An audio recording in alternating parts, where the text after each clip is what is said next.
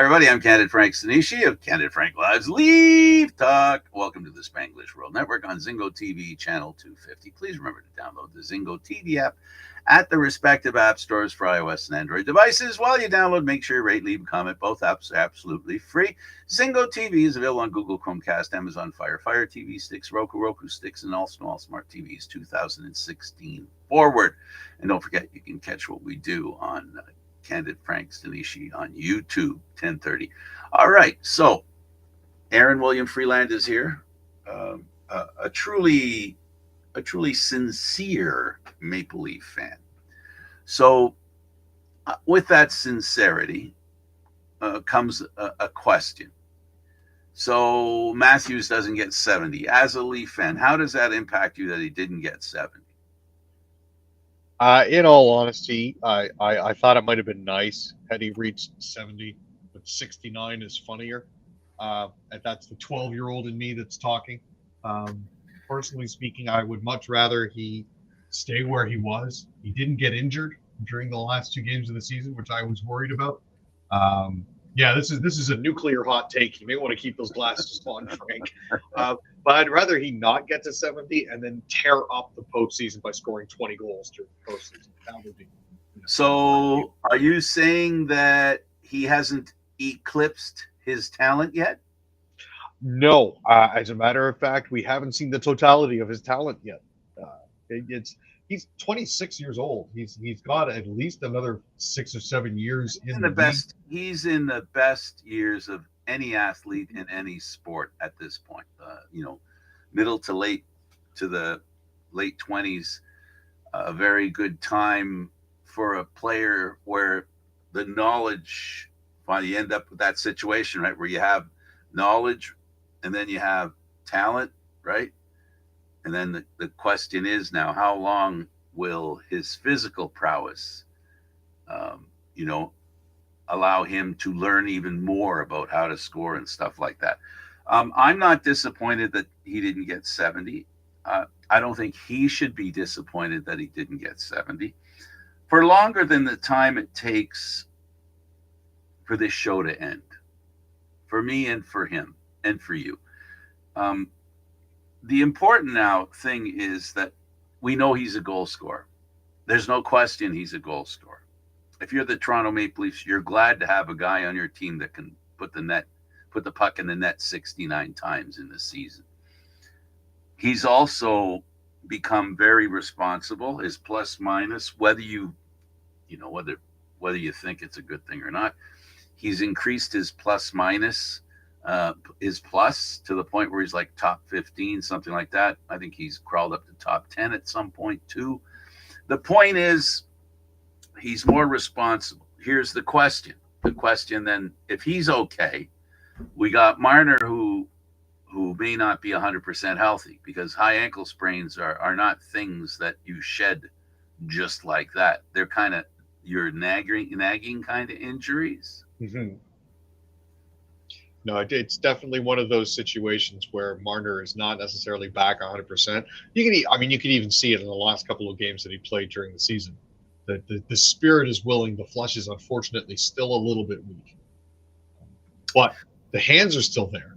It's just a question of getting the feet to go with the hands so that his edge work can keep up with his hands again.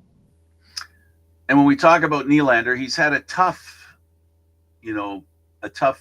final part of the season. This last part, Nylander hasn't been as effective as he has been in the past. The goals and the points aren't coming to this at the same pace they were coming earlier. Is that a bad thing? I don't think so. But what I will say is this, Aaron. They need the guy that is William Nylander in the playoffs. Oh, most assuredly. That is one of those things that the Leafs cannot miss out on. He has been one of their most consistent playoff performers for the past 3 seasons, at least. He's been in the past. Let's see, the past 3 years, first round exit, 5 games, he had 4 points. First round exit, he had 8 points, 5 goals, and 3 assists. Last year he had 11 games played, 10 points, 4 goals, 6 assists. This guy is money in the bank when it comes to the playoffs. The same with Bertuzzi. Returns to the same standard that he has applied the last couple of years. It all started about 3 years ago when he went to that World Cup. Remember, he was very physical. He went in there and started baggage smashing. He was very physical. It's almost as if he played in Europe. He was angry with what happened, in the National Hockey League, and good for him. That the unfair for some people, there are people on this planet who care a lot, but it doesn't show. It doesn't show how much they care, and sometimes we're misled into thinking that they don't care. I think he's one of those people that he's not he doesn't appear to be that interested. He's a very casual kind of guy, but I think that casualness it stands him in good stead in the playoffs, Aaron. There's a need to be detached, I believe, a certain amount when it comes to the playoffs. You got guys that are slamming their sticks on the boards and breaking their sticks on the bench and everything like that. Doesn't help you. The fact that he is able to distance himself and stand back a little bit from where he is in the playoffs and what he's doing, I think serves him in very good stead. His points production and his plus minus and his penalty minutes have been improving every single year. In 2020-21, he had 42 points off season for him, short season. 21-22, he had 80 points. 22-23, he had 87 points. This season, he had 98 points, almost hit the 100 mark. He's been improving every single year. Where he is now at 27 years old is just like Matthews, still in his absolute prime. So, figuratively speaking, not showing that you're frustrated or upset is like not bleeding in the water when the sharks are circling the tank. Not only because of what it does in inspiration of the opposition, but how it impacts, and we don't say this enough and we don't think of this enough, but how it impacts on the other players on your team. The Leafs are going to have to go into a series, which everyone's telling them they haven't beat the Bruins in a series going back to when Daryl Sittler was before Daryl Sittler was a Maple Leaf. So for those of you that know who Daryl Sittler is, you know how long that is. For those of you that don't know who Daryl Sittler is, you know how long it is because you don't know who I'm talking about. So you've got a situation here where the Leafs have to play confidently, and they have to play in a way that I think, I'm going to say, as a group of individuals, right? There are enough of them in that a very high percentage of them understand, I think, what it takes to win in the playoffs, right? And I think what we don't know is, can they understand how to do it as a group?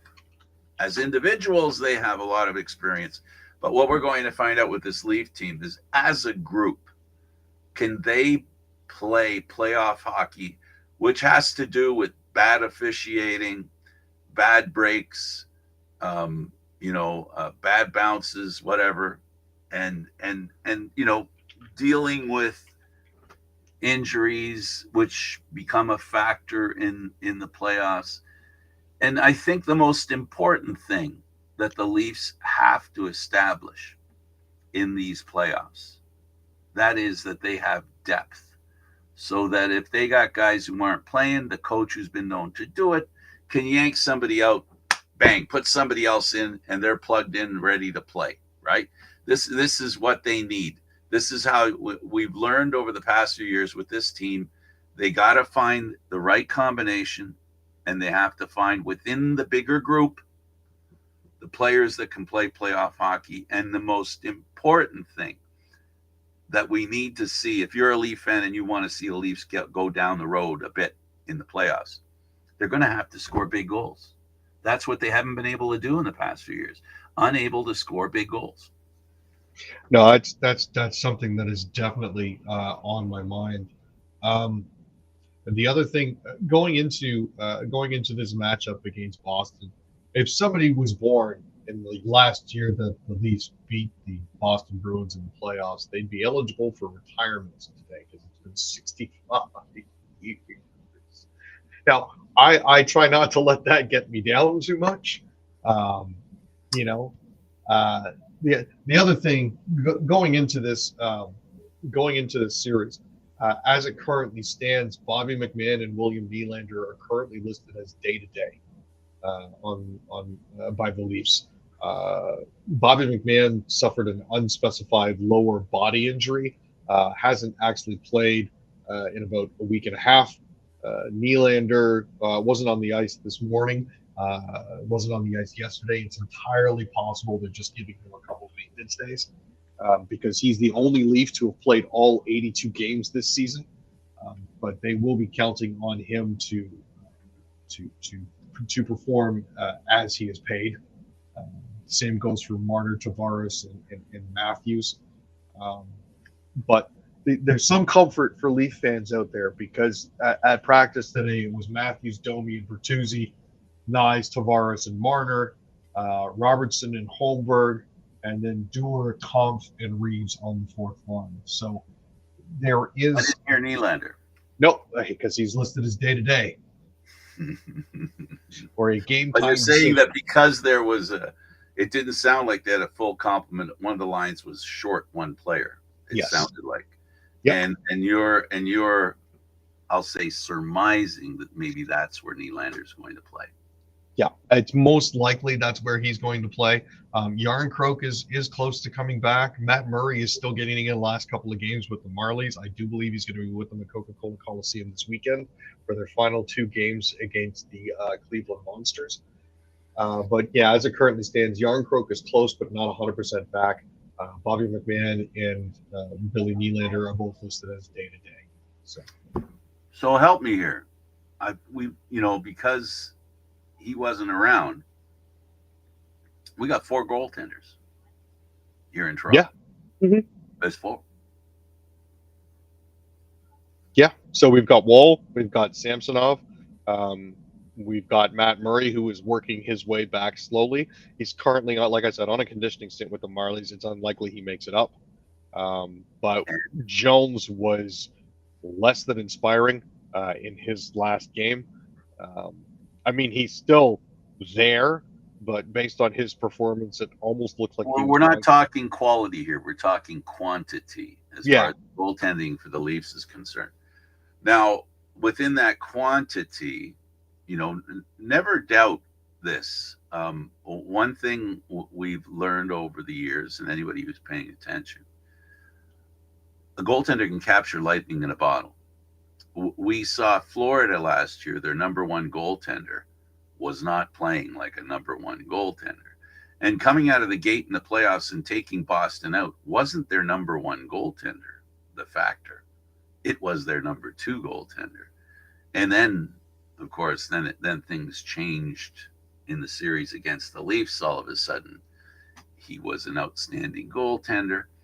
So the point I'm trying to make is that they've got 4 goaltenders that have experience in the National Hockey League. There's a possibility because of having 4 that one of them might get, because if one of them gets hot, and I'm referring to Samsonov, if Samsonov can get hot, he can play for a while. But I think Wall, he's proven that he can play well coming off, off long rests. So, yeah, the goaltending for the Leafs is okay. I wouldn't say that they're the reason why the Leafs won't win the series against the Bruins, because I think the most important thing that the Leafs have to do is their special teams. I have not been impressed at the end of the season with their special teams, Aaron. No, their special teams were somewhat less than inspiring, which is a concern because, it's a concern in one sense in that power play opportunities don't come along all that often, but it's also a blessing in another sense in that power play opportunities don't come along all that often. Meaning, there is Sure, they may get the occasional penalty, but they're also less likely to have to defend on the penalty kill, which is a bit of a relief on both sides of the coin because, quite frankly, their special teams have been not good uh, these last You're few. going to have to be better. Yeah, a lot better. And they brought in DeWar with as one of the solutions to that problem they had before they traded for him. I mean, I was going to say the problem is he's only one player. Right? Yeah, no, and you have Marner who was injured, so you can understand how their penalty killing would suffer. You've got Nylander penalty killing as well, and even Austin Matthews, and the penalty killing hasn't been effective, and it needs to be in the playoffs. Not that the Leafs play a penalty filled game, so that it's important. It's just every kill can make a difference. In other words, every power play could change the fabric of a game. So that's why they've got to be able to work that out. Now, the power play, I'm just wondering, Aaron, would the power play be more effective if Marner and Nylander didn't kill penalties, in your opinion? You get well, certainly you have to consider fatigue when it comes to these sorts of things. I'm not necessarily so sure if they would actually be better off were they to try that sort of thing. Their number one penalty kill unit, for example, is Kampf, Dewar, Edmondson, and McCabe, followed by Holmberg, Marner, Benoit, and Lyubushkin. Right. Those are their two penalty kill units. Marner's on the second part there, but they're also running him out on the point for the first power play unit. So he's sort of double dipping there. There was the possibility that he could be a little more tired and a little less responsible defensively because of that. But if they were to ISO and keep him with one specific group, it would probably be better for the team. That's a fair point, and it speaks to what we talked about earlier. What I was saying about being able to play playoff hockey. Playoff hockey requires a deep intensity and a consistency, and I got to underline the consistency. And to develop that kind of consistency, I think your point about playing with certain players and staying with those certain players assists in that consistency. Partnering up, I think, is something that I get it sometimes because, we know that the Leaf coach does like to pull out the mix master from time to time, right? But really in the playoffs, the mix master is not, the mix master is applied when things aren't going well. And that is the issue that they need to do. They need to play well. They need to be consistent. And another thing they don't do well, and I'm sorry, Leaf fans, you're going to think I'm just talking negative, but what I am saying is some of the things they have to improve. Playing with a lead. In the playoffs, you need to be able to play with a lead. And the most important part of playing with the lead is playing with a small lead. You have to be able to defend 1-goal leads. You have to be able to defend 2-goal leads. And that, I think, is the major problem here. Is the Leafs can certainly score when they need to. They showed that in their last game against Tampa when they managed to get a few goals. The problem is they're absolutely abhorrent when it comes to defending those 1 and 2 goal leads.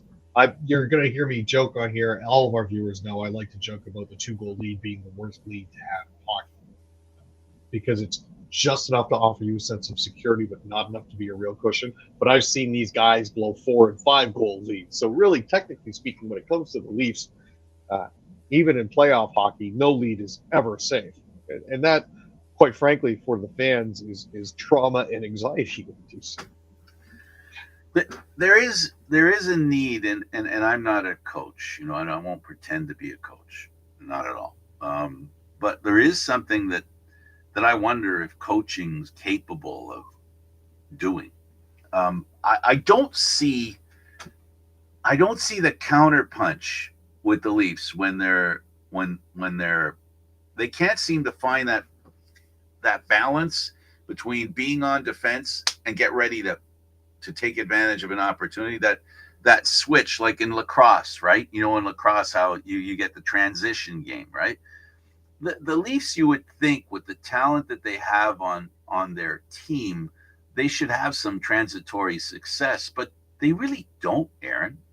And I wonder if that's because they like the build up, the soccer style, you know, where they push the ball back and then they all go up together. If it doesn't work, they turn around and come back and then they try again. And I think that is a kind of attitude that I think it doesn't help in the counterpunch part of the game. There has to be a little more, and I would think that, and I hope to see it in these playoffs, where they rely on the Leafs rather than this buildup, this ingenuity that a few of them have. Like, can anyone tell me that Marner doesn't have ingenuity? That Nylander doesn't have ingenuity? That Austin Matthews doesn't have ingenuity? I know, you know, the captain, he's not fast enough to have ingenuity, and and you know, he doesn't have a pension yet. He's heading towards it. He doesn't have a penchant for doing things that are kind of surprising. You know, I really think the Leafs really need to catch the Bruins on their heels. They've got to do that more. And when I say on their heels, I mean to the point where the scoring opportunity is a big one, as opposed to one from 20 feet with a defenseman in front blocking and the Leaf taking a shot and the goaltender can see the puck. We're talking other kinds of opportunities. No, it's certainly a question of them being able to turn it around quickly enough to take advantage of faux pas. Far too often, I've seen the Leafs get a stop at their blue line, but they're unable to turn it into an opportunity going the other way, and that is something that's supremely frustrating as a fan. I can only imagine how frustrating it must be as a coach. It also makes me wonder what sort of systems they have in place that enable them to perform a quick turnaround like that, because they certainly have speed merchants. They've got guys that are fast enough to take advantage of that. They, for some odd reason, just can't counterpunch. Just a little bit frustrating. They can do a counter, and they should be able to do it. The next thing I'd like to talk about, we've talked about the Leaf players. Let's clean up the season, and let's start by cleaning up the season that we talked about. Matthews not getting his 70th, but Kucherov did get his 100th assist, so he met his milestone. Matthews didn't. They're going to be playing the other Florida team. This is going to be interesting, the two Florida teams against each other. Let's talk as well. The Leafs signed a young defenseman, Cade Weber. I'm very excited about this kid, mainly because he's a big boy. He's 6'7" in his stockings, and he's a 210 pounder. He's a defenseman who also, get this, what have the Leafs needed the past few seasons? A big defenseman that shoots right. Cade Weber is 6'7". He's 210 pounds. He shoots right. He helped Boston University get to the Frozen Four. You know, he was acquired by the Leafs on a March 7th trade with the Carolina Hurricanes, which means he's ineligible to play this year because he was acquired after the roster deadline. But at the same time, they did sign him to a 2-year contract, so he is a Maple Leafs property for the next 2 years. So it will be interesting to see. He's had 4 years of university hockey to develop. I have a strong suspicion he's going to end up starting next season in the A and work his way. Well, they've had that opportunity a few times. It hasn't panned out for him. We'll see if it pans out for him here. Okay, let's clean up the mess that is the Canadian teams that didn't make the playoffs. Would you say? I'm going to say I'll start. Calgary for me was not a surprise they didn't make the playoffs. You? Calgary had problems from the start of the year. Whether it was the fact that Gaudreau left and Kachuk was gone, and they brought in Kadri, and Their defense was a bit of a shambles, and they seemed to be running into a lot of injury issues at the start of the year. It is what it is. They fed their fans hope, which is the most that you can expect them to be fed. They lost their GM, who came to Toronto as well. That was another big blow for them. But I mean, the good news is they managed to end the season with a win over the San Jose Sharks. Now, I'm not sure how big of an accomplishment that is, because I think this is the worst record for any NHL team in the past 22 to 23 years. I don't think there's been a team that has finished with under 20 wins since the 2002 season. So, congratulations to Calgary at least on getting the win. Sucks for the Sharks. Yeah, it does. Okay, so they're the Canadian team that didn't make it in the Western Conference. Mhm. Two teams didn't make it in the Eastern Conference. The Montreal Canadiens and the Ottawa Senators. We'll start with the Ottawa Senators, and I know you and the better half enjoy watching Ottawa games. I also know that you're more than aware and are a believer that they have a really good team, but I would have to say this is another disappointing year for the Ottawa Senators, in my opinion. Oh, most assuredly. I mean, when you finish the season well under 500, I mean, they finished the season 37, 41, and 4. Nobody wants to finish the season under 500. That's never a position you want to be in. They lost a lot of one-goal games. That's what it really boils down to. And the thinking there is, well, if only we had a little more help on the back end, maybe we would have been able to do more. But you can't always blame the goalie. There are plenty of games where they didn't score more than 1 or 2 goals, and you're not going to win a lot of games in the NHL, especially in this particular climate, with only scoring 1 or 2. I know that Brady is getting frustrated with things there. Stützle was coming off a couple of injuries to his elbow and wrist from last year. Thomas Chabot hasn't exactly been performing up to expectations, but again, it's issues that they've been having with injuries and players going down and players forced to serve double duty. It's not tenable. They have to find a way to get healthy and stay healthy. Jake Sanderson was one of their big signings in the offseason. I believe they signed him to a huge deal. I'm not sure if he was worth it. Their fans seem to be convinced that it was. They brought back a 71-year-old coach. I'm not sure if that really helped them. There was a new ownership team in. He remains as a consultant with the Yeah. team. So, but I mean, like at the end of the day, Tim Stützle says he's been dealing with a shoulder injury, which doesn't help on the fact that he had an elbow and wrist injury last year. Chabot is also dealing with a few things. Tkachuk, Shane Pinto, and Jake Sanderson are also going to be playing for the U.S. at the World Championships. Pinto was also out for the first half of the year because of his gambling issues. So, all in all, they kind of shot themselves in the foot. So the clear thing that they've got to try and do, and I don't think the GM, if this Ottawa team is not in the playoff picture, let's say I'll say November, December, look for the GM to be gone, because he's done so much that looks good, but for some reason it never pans out into being good. I'm pretty impressed with some of the stuff he's done, like individually. A lot of the moves that Ottawa has made and their GM has made have been good moves, Aaron. And as a Ottawa fan that I know you are, I mean, there have been really good moves, right? That you would think, they would be able to be more successful, but they haven't been. And I don't know what it'll take. The most important thing for them, like I said, is come November, December, they have to be in the hunt for a playoff spot. They have to be in a playoff spot. And you know what? It's really early in the season to say that they need to be in a playoff spot. But here's the thing: if they're not in a playoff spot October, November, December, they're not going to be in a playoff spot March, April, right? That's the tough thing about, there are ways for teams to improve enough. Florida has proven it. Washington has proven it. There's the possibility.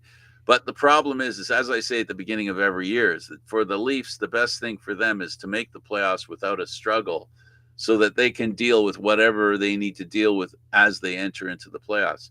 The other team is the Montreal Canadiens, who it's hard to believe, Aaron, that this team made it to the Stanley Cup final. And they remind me of the Argonauts, except they didn't win the Stanley Cup. They play terrible most of the time. Then they have one good season, but it's a really good one, right? And then they have these seasons that they've had sandwiched around them. And Montreal has done something that I don't approve. I don't approve of this. And I know you're going to agree with me, and I'm not trying to have you say something for you to agree with me, but I have a feeling you'll agree with me. They've made a couple of draft decisions that were less than what you would expect from an organization, the Montreal Canadiens, that have always been known as a class operation. A class operation not that people don't deserve a second chance, not that people don't deserve an opportunity to be assumed innocent, whatever. But when you're shopping in that community and you are the Montreal Canadiens, to me, it seems like, I don't know, it seems counterintuitive to me for the Montreal Canadiens to have done that. I can certainly appreciate where you're coming from on this, and there was trepidation, especially on my end, towards that sort of thing. I think I made my position on their draft pick very clear. The thing is that the Habs are now coming forward with receipts, saying that he's been, putting in the work to actually make himself a better human being, and therefore deserves another shot. And again, this is one of those cases where good at sports does a lot of heavy lifting, and unlike certain other cases that I can think of, it appears that this individual has been putting in the time and has been willing to do the work. So credit to him for that. Credit to the Montreal Canadiens for trying to rehabilitate him and make him fit for human consumption. If he keeps his nose clean and he proves to be an asset instead of a drag on the system, more power to him. Again, the only reason I say this is that Montreal is the class organization. Yep. And it seems counterintuitive to me that they would draft people like that, not because they don't deserve to be drafted, but because Montreal has a standard that you think matters. But clearly, they're going to take the best hockey player without regard to what his history might intimate, right? And it doesn't mean it is who the person is. It's just an intimation that they have to deal with.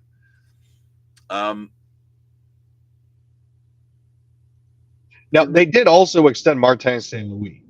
So yes, he's committed to the team for 3 the next more years, 3 or seasons. 4 more years, actually, right? Is it 4 more now? Because 3 more years. 3 more years.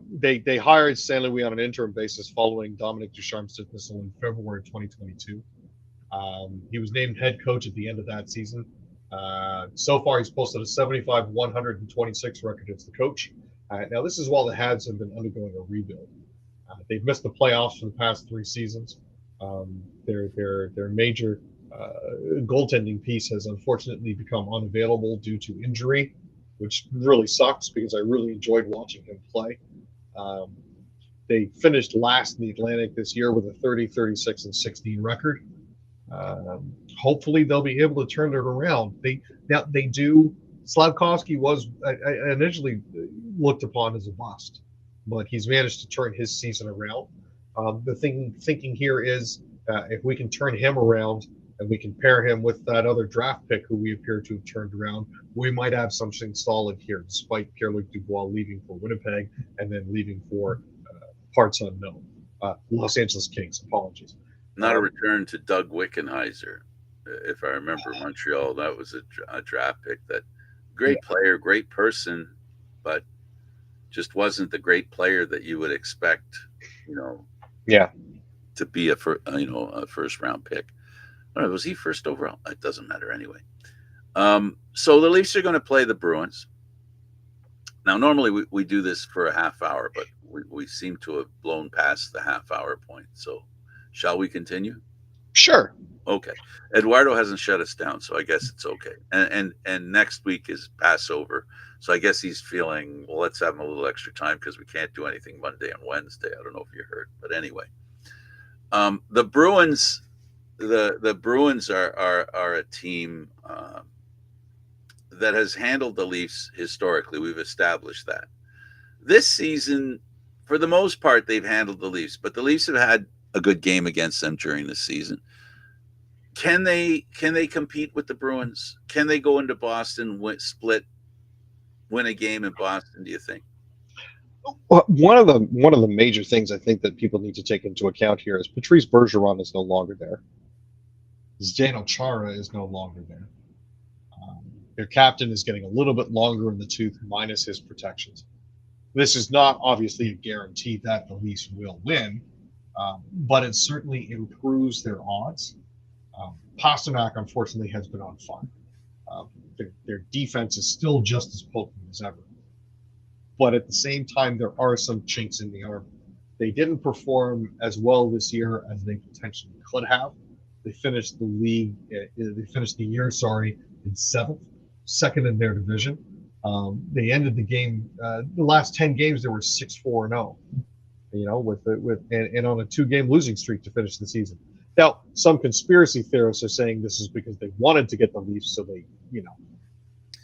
Well, I firmly believe if that's the case, then they will lose this series, and that'll teach them. Now, here's the thing. Here's the thing about the Bruins that we must remember, and I hope the Bruins fans are getting nervous because they should be nervous.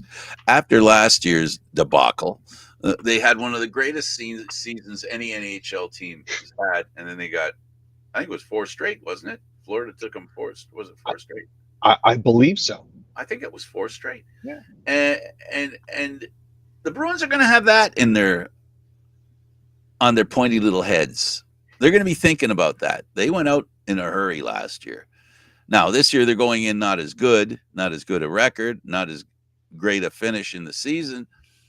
And they're playing a team that they've handled over the years. But I'm telling you, this is a good setup for the Leafs. The Leafs, I prefer this opponent under these circumstances than the opponents that would have been the ones in Florida, either or. Because both those teams have had a good half of the season, last half of the season. They're much better than people realize. Tampa came from a long way. They were out of the playoffs, right? And they came very close to taking over second and at least third in the division. This is very true. Now I'm just looking at the Leafs record so far against Buffalo. This year, there was a 4-3 overtime loss, then a straight up 4-1 loss, then a 3-2 loss in a shootout, and then a 4-1 loss on the road. It hasn't exactly been stellar for the Leafs against Boston, but at the same time, in a couple of those cases, the games have been close. The other cases, I believe, were on the end of back-to-backs. It is what it is, but we appear to have a slightly better opportunity this year, a slightly better shot.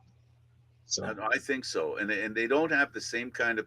They have great experience in the playoffs, but they don't have the same kind of experience and leadership that they've had over the past 10 years. This is very true. They don't have that same kind of leadership that they've had. The Leafs, on the other hand, have been a team that we'll find out.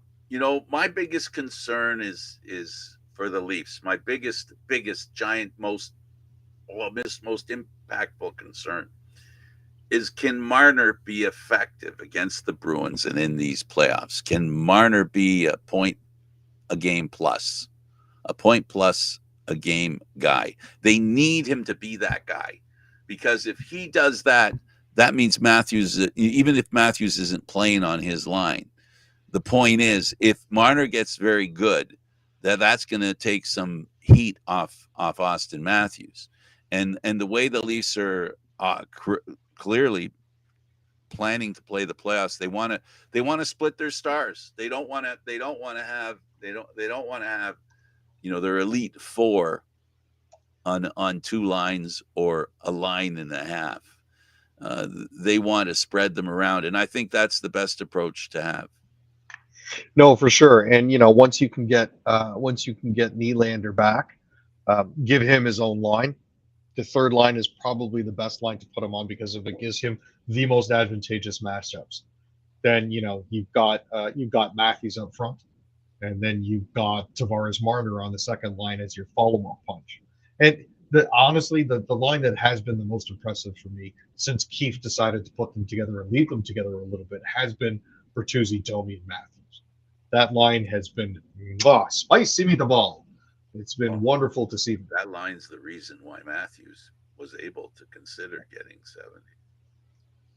And the fact that he stapled Marner to him for the last two games, I don't think really helped the situation at all. So that is,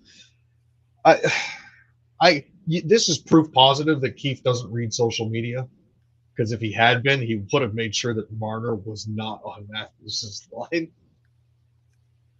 As I said, if they, this is why I'm saying that Marner has to be a point plus a game. He has to be, because he's going to have to do it without big money on his wings, right? He's going to have to be the man. He has proven that he can get a lot of points. He can make a lot of great plays. The question is, can he do it with players who aren't wearing number 34?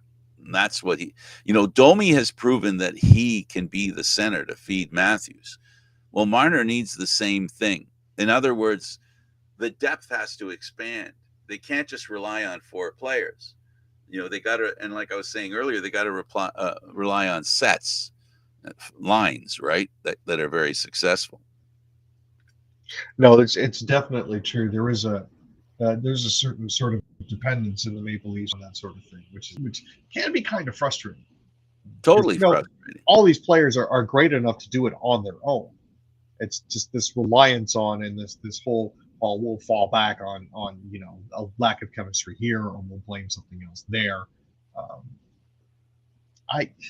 Honestly, this is a show me season for the Maple Leafs. This is the show me playoffs. They have to do well here. Can't find my phone. I wanted to look at the playoff matchups. Well, well, real quick, let's talk about the Western Division teams that made the playoffs. The Canucks, are they that good? For all intents and purposes this season, the Canucks are absolutely fantastic. They have absolutely gelled. 109 points with 50, 23, and 9 over the course of the season.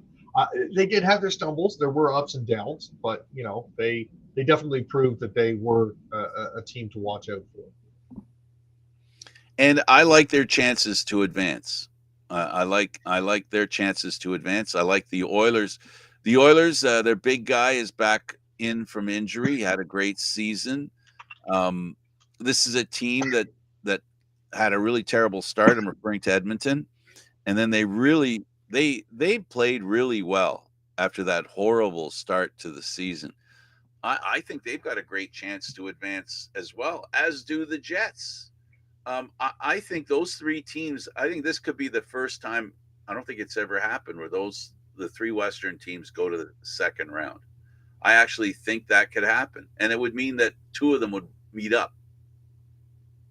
Yeah, I mean, as it currently stands, looking at what we've got here, the playoff brackets look to be very interesting.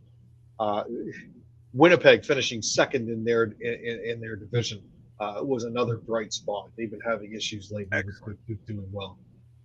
They're going to be facing off against the Colorado Avalanche. Edmonton and LA in the first round. That's absolutely fantastic. Gotta be careful with that one. LA is a dangerous team. They are not to be underestimated and not to be taken lightly. It's one of those situations where it could very easily bite the Oilers in the butt if they're not careful. Absolutely.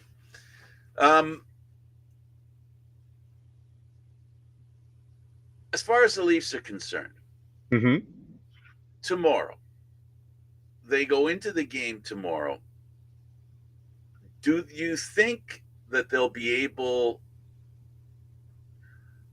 because what worries me about the Leafs, what I see as a possibility is they might get behind a lot early. Do you think they'll be able to keep their head above water early in the game? Because I think that's going to dictate not necessarily how the game ends, but if the Bruins get a big lead, the Leafs have proven they can eat away at leads. They've proven the Leafs can give away leads.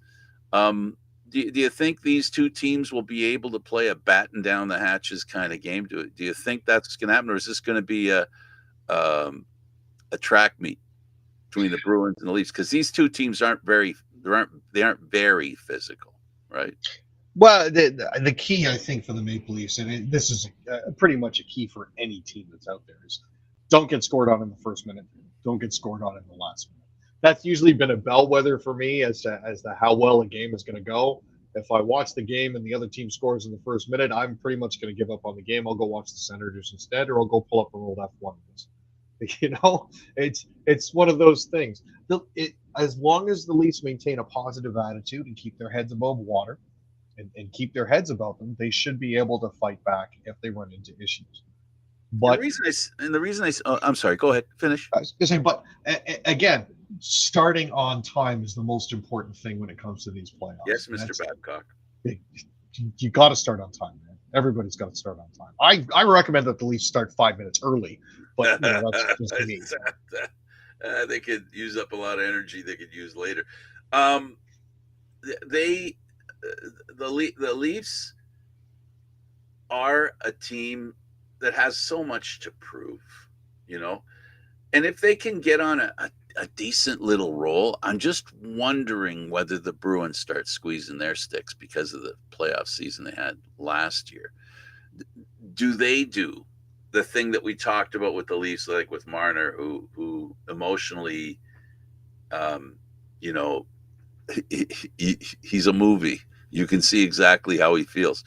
Can they frustrate the Bruins? Because I think that's the one thing that's available to the Leafs, and that is frustrating the Bruins after what happened to them last year. There's no way they forgot how great a season they had and how a terrible end to that season they had. So, this is the group of guys from last year. A lot of them are back. One of them is playing for the Leafs, Tyler Bertuzzi. It's going to be interesting. I really think if the Leafs can get an early start against the Bruins, it's going to create some interesting lack of confidence, I think, in the Bruins. It would certainly be interesting to see them exposed, especially when it comes to a lack of confidence.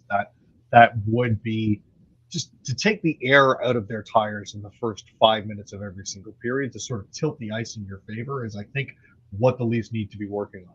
And it doesn't even mean scoring the goal in the first 5 minutes of every period. It just means shutting them down, frustrating them, stifling them, making sure that they can't advance the puck. Getting two guys deep on the forecheck and running a 2-1-2 instead of a 1-2-2. It's one of those things that they need to make sure that they're active on. I heard a story about one of the Kachucks talking about how when they go out there to play, for the first 10 minutes of each period, the puck doesn't exist. We just run around and we hit everything. Don't worry about trying to get the puck on net. Don't worry about trying to do this. Just A, concentrate on keeping the puck out of your net, and B, hit everything in sight. I don't know if the Leafs need to adopt that sort of approach, but it would certainly make things more interesting when they're playing against Boston. That's an implication that you think that the Leafs can be a tougher team than the Bruins. I don't necessarily think that they can be a tougher team than the Bruins, but I certainly believe that they can play tougher than they have been. Physically dominant?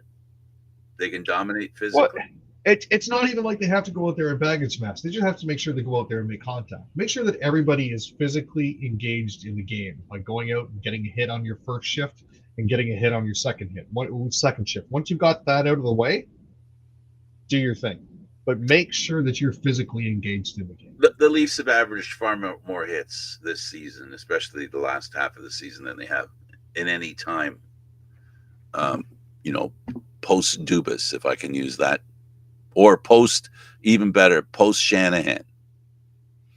None of Shanahan's teams have been very physical. In fact, in some coaches' opinions, I know two. There's only been two, and they both have questioned the physical prowess of the team. I think that comment uh, that Keith said that they played a childish or an immature game, Immature game, yeah. right?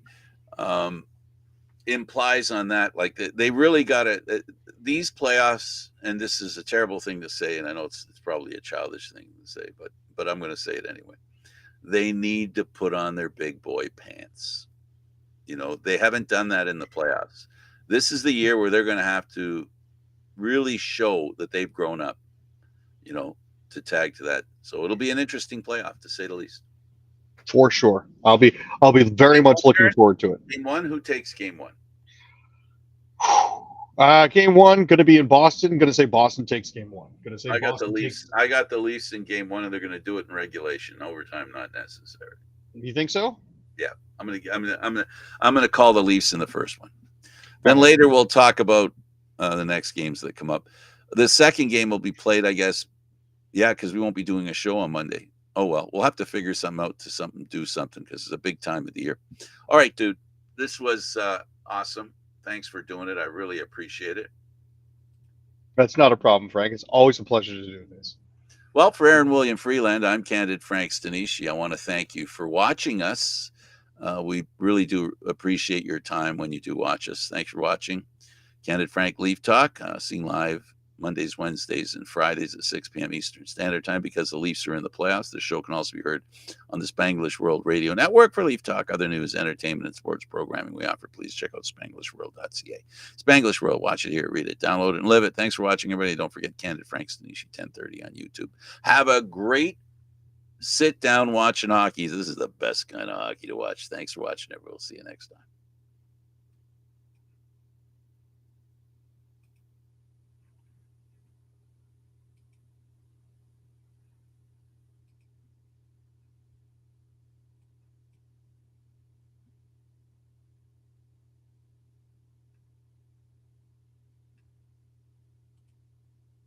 Think he's still there?